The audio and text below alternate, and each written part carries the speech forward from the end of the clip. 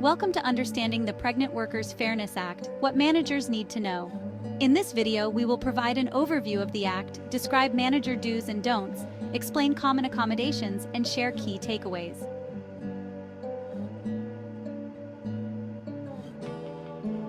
The Pregnant Workers Fairness Act was enacted to ensure reasonable accommodations for workers whose ability to perform the functions of a job are limited by pregnancy, childbirth, or a related medical condition.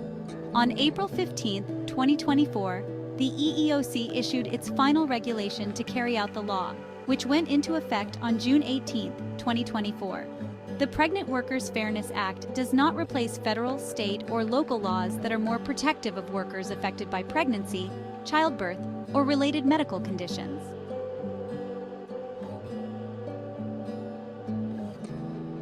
The Pregnant Workers Fairness Act requires employers to make reasonable accommodations for qualified employees and applicants affected by pregnancy, childbirth, or related medical conditions.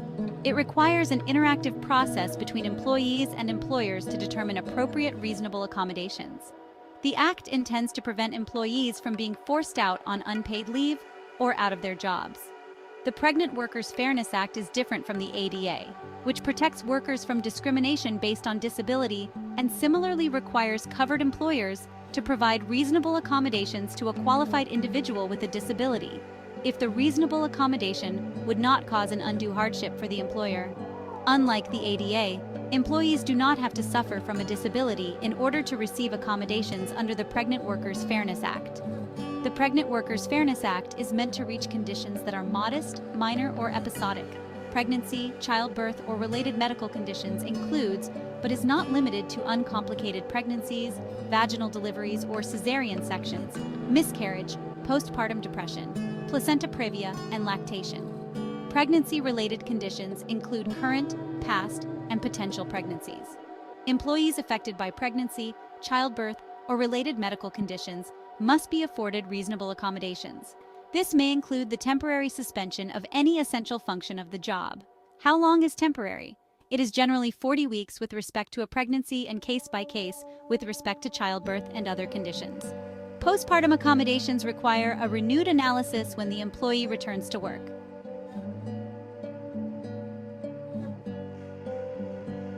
There are 4 accommodations that the Pregnant Workers Fairness Act considers predictable assessments, which do not impose an undue hardship and must be accommodated. The 4 items that are known as predictable assessments include the following: carrying or keeping water near and drinking as needed, allowing additional restroom breaks as needed, allowing standing for those whose work requires sitting as needed, and allowing breaks to eat and drink as needed. These are considered reasonable accommodations that do not impose an undue hardship. These requests must be approved. A delay in providing the accommodations will result in a violation of the Pregnant Workers Fairness Act. Other common examples of reasonable accommodations include the following: additional, longer, or more flexible breaks to drink water, eat, rest, or use the restroom, allowing for a water bottle or food, providing seating, allowing telework, temporary reassignment, intermittent leave for healthcare appointments, light duty, or help with lifting or other manual labor, and leave to recover from childbirth or other related medical conditions following childbirth.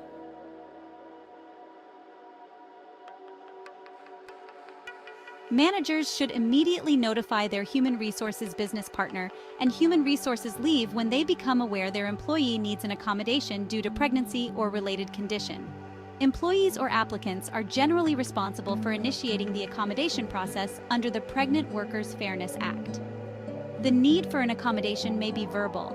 Employees and applicants are not required to use any specific language in making such requests. There are no magic words, and the request could sound like, "I'm having trouble getting to work at my scheduled time due to my morning sickness," or "I need time off from work to attend medical appointments due to my pregnancy," or "I need more bathroom breaks because of my pregnancy," or "I need to leave early Friday because I have an appointment with a therapist due to postpartum depression."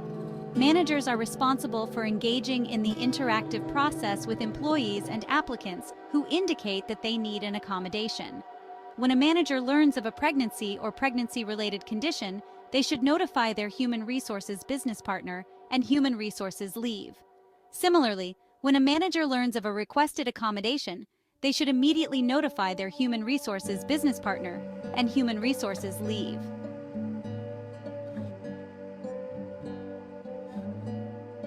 Now let's review manager do's and don'ts. Do immediately notify human resources and work in tangent with your human resources business partner and human resources leave. Do keep all private information confidential. Do be mindful of and prohibit retaliation in the workplace. Do review company policies relating to workplace accommodations, including pregnancy accommodations. Do understand that your actions can be imputed to the company. Do not sit on request. Promptly respond to all accommodation requests by looping in your human resources business partner. And human resources leave and work together to ensure the accommodations are carried out smoothly. Do not inquire about an employee's private medical information. Do not make personal judgments about the validity or reasonableness of a request. Work with your human resources business partner and human resources leave. Do not retaliate, even if certain accommodations are not ultimately granted.